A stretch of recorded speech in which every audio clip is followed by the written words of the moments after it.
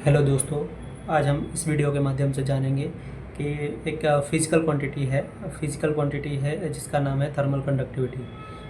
ये thermal conductivity का dimensional formula क्या होगा, वो हम इस वीडियो के माध्यम से हम जानेंगे। ये क्वेश्चन 2000 नीट 2019 में पूछा गया था। थर्मल कंडक्टिविटी का डायमेंशनल फॉर्मूला क्या होगा, उससे पहले हम यहाँ पे फॉर्मूला लिख देते हैं। थर्मल कंडक्टिविटी का फॉर्मूला सबसे पहले लिखना ज़रूरी है, क्योंकि फॉर्मूला के आधार पे ही हम उसका डायमेंशंस मेज़र कर पाएंगे।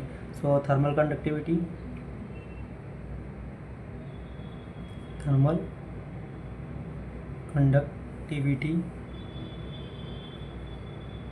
Equal to heat energy multiply thickness, heat energy multiply thickness upon area multiply temperature multiply time. ये थर्मल कंडक्टिविटी का फॉर्मूला है। अब इस फॉर्मूला को हम थोड़ा ब्रॉड करते हैं, इंडिविजुअली लेते हैं थोड़ा। एनर्जी चाहे कोई भी हो, उसका डायमेंशनल फॉर्मूला सेम ही होता है। एनर्जी का फॉर्मूला हम यहाँ पे अलग से लिखते हैं। Energy equal to force multiply distance. अब हमें यहाँ पे फॉर्मूला नहीं चाहिए, इसका मुझे डायमेंशनल फॉर्मूला चाहिए। फोर्स इक्वल टू हम यहाँ पे लिख सकते हैं mass multiply acceleration multiply distance. Mass का ऐसा यूनिट होगा kg मल्टीप्लाई एक्सेलरेशन का ऐसा यूनिट होगा मीटर पर सेकेंड स्क्वायर, एंड डिस्टेंस का d तो है ही। इसका kg का डायमेंशनल फॉर्मूला में इसको m सिंबॉलिक से हम डिनोट कर सकते हैं। kg के लिए मास के लिए m, किलोग्राम के लिए m। अब मीटर और डिस्टेंस ये दोनों के लिए सेम यूनिट यूज़ होता है, जैसे कि लेंथ ये क्वांटिटीज ये यूनिट्स है, और इसका जो क्वांटिटीज होगा वो होगा लेंथ। तो लेंथ मीटर को L से डिनोट कर सकते हैं upon s square into length को वापिस L से डिनोट कर सकते हैं। यहाँ पे m into length multiply length, तो L स्क्वायर, और s जो सेकंड है सेकंड स्क्वायर वो ऊपर चला जाएगा s -2।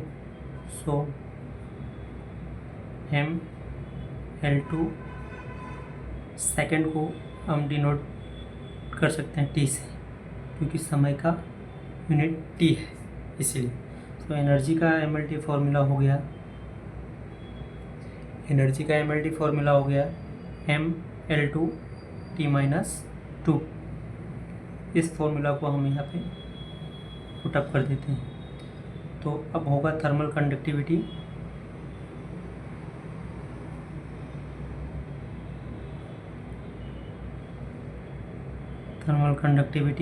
इक्वल टू, यहाँ पे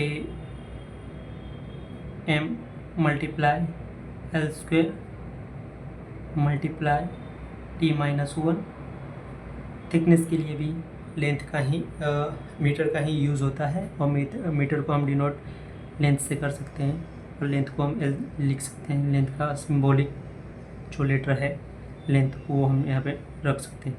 area length into width, length को भी L से और विड्थ को भी L से डिनोट कर सकते हैं।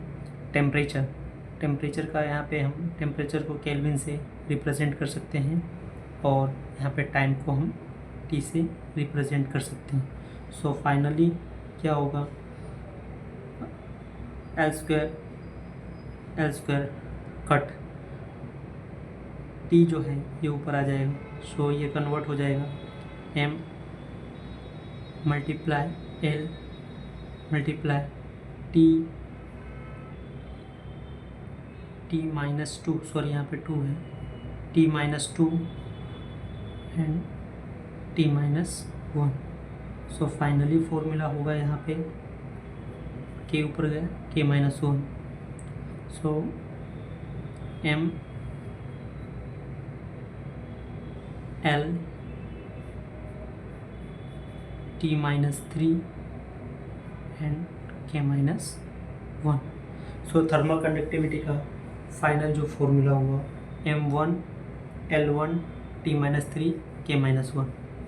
तो यहाँ पे थर्मल कंडक्टिविटी को हम TC के नाम से जानते हैं। So thermal conductivity TC equal to M1 L T minus 3 के माइनस 1। ये हुआ थर्मल कंडक्टिविटी का डायमेंशनल फॉर्मूला। सो एक बार फिर से हम देख लेते हैं।